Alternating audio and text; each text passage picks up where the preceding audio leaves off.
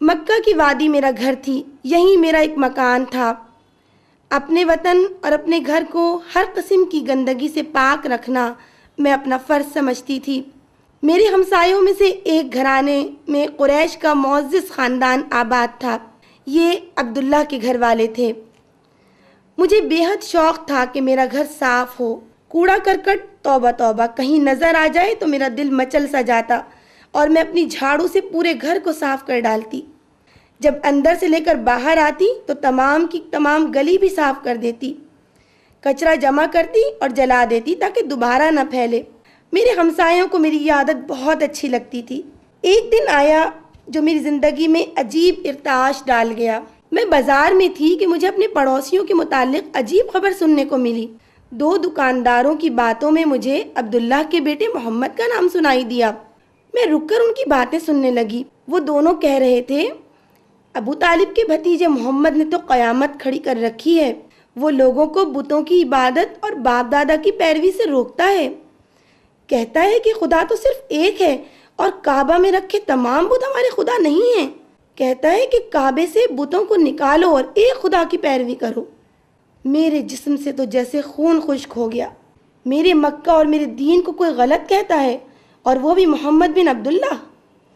وہ تو بڑا نیک آدمی معلوم ہوتا تھا۔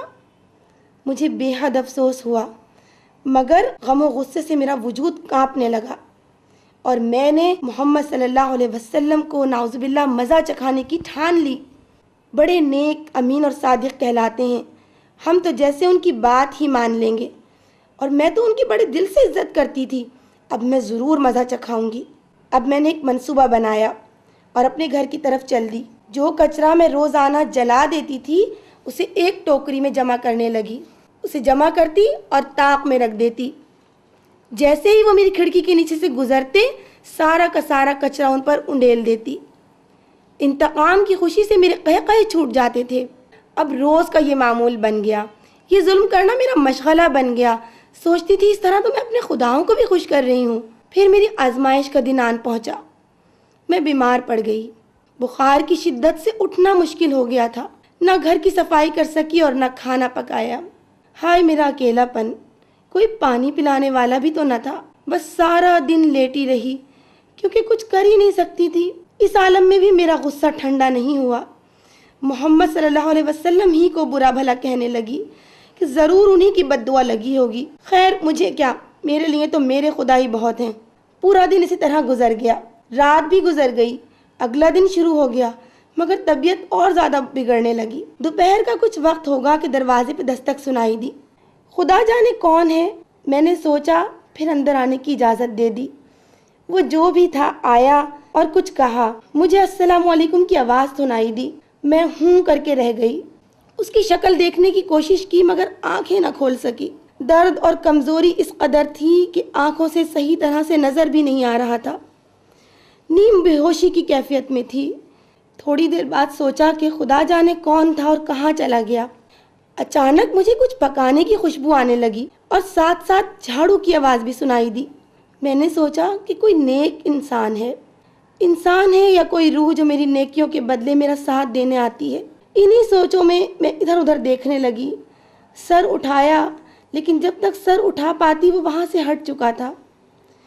یکدم مجھے اپنے کچرے کی ٹوکری نظر آئی۔ اس میں کچرا بھرا ہوا تھا۔ میں حیران رہ گئی اور سوچا کہ یہ یقیناً کوئی میرا جاننے والا ہے۔ اسے معلوم ہے کہ میں کچرا جمع کر کے رکھتی ہوں۔ اب شام ڈھلنے لگی۔ میری طبیعت اب کچھ بہتر ہو گئی تھی۔ وہ نیک سایہ میرے پاس آیا اور برابر رکھی ہوئی میز پر کھانا اور پانی رکھتے ہوئے جانے کی اجازت لے کر مڑا۔ میں نے آواز دے کر اسے روکا اور اس کا شکریہ ادا کیا۔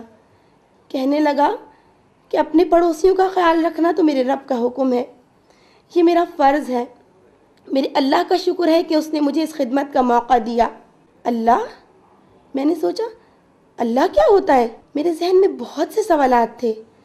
میں نے پوچھا کہ تم کون ہو اجنبی جسے میں نہیں جانتی، مگر ایسا لگتا ہے کہ تم مجھے بہت اچھی طرح جانتے ہو؟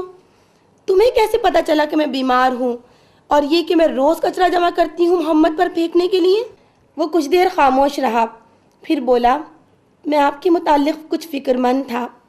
جب کل سارا دن کئی بار آپ کی کھڑکی کے نیچے سے گزرا، مگر تھوڑا سا کچرا بھی مجھ پر نہیں گرا تو فکر ہونے لگی کہ شاید آپ گھر پر نہیں ہیں، مگر آپ بازار کے علاوہ کہیں نہیں جاتی۔ پھر مجھے یہی محسوس ہوا کہ شاید آپ بیمار ہیں، اسی لیے خیریت دریافت کرنے آیا تھا۔ آپ کی طبیعت کی زیادہ خرابی کی وجہ سے سوچا کہ کچھ مدد کر جاؤں۔ میں کل پھر آؤں گا۔ آپ کے صحت یاب ہونے تک آپ کی مدد کرنا میرا فرض ہے۔ اور میں محمد بن عبداللہ ہوں۔ اور وہ میری خیریت دریافت کرتا دعائیں دیتا چلا گیا۔ میں اس کے جانے کے بعد کافی دیر تک دروازے کی طرف دیکھتی رہی۔ یہ وہ تھا، وہ محمد بن عبداللہ۔ میری عجیب سی کیفیت ہو گئی، شرمندگی سے آنکھوں سے آنسو جاری ہو گئے۔ یہ وہ تھا جس کی تکلیف میرے لیے خوشی کا باعث تھی، مگر میری تکلیف سے تو یہ فکر مند ہو گیا۔ میری مدد کو اور کوئی نہ آیا مگر محمد صلی اللہ علیہ وسلم آئے۔ میں تو انہیں تکلیف دیتی تھی، برا بھلا کہتی تھی، مگر یہ تو مجھے دعائیں دیتے چلے گئے۔ اللہ کی طرف سے میری خدمت کو اپنا فرض سمجھتے ہیں۔ اللہ تو یہ اللہ ہی اس کا خدا ہے۔ وہ جو کسی انسان کو اتنا نیک اور دوسروں کے لیے اتنا مہربان بنا دے، وہ خود کس قدر رحمان ہوگا۔ وہ رحمان اصل خدا ہے یا وہ جن کو میں پوچھتی ہوں؟ میں صحیح انسان ہوں یا وہ جو ابھی ابھی آیا تھا؟ میری زندگی اس دن کے بعد مکمل طور پہ بدل گئی۔ میں نے محمد صلی اللہ علیہ وسلم کے ہاتھوں اسلام قبول کر لیا۔ اللہ کے رسول نے مجھے اللہ کی عبادت کا طریقہ سکھایا۔ میں نے توبہ اور معافی کا طریقہ سیکھا اور اپنے کرتوتوں کی اللہ سے معافی مانگی، اس امید پر کہ نیک اور مہربان انسانوں کا بنانے والا سب سے بڑھ کر رحمان و رحیم مجھے ضرور معاف کر دے گا۔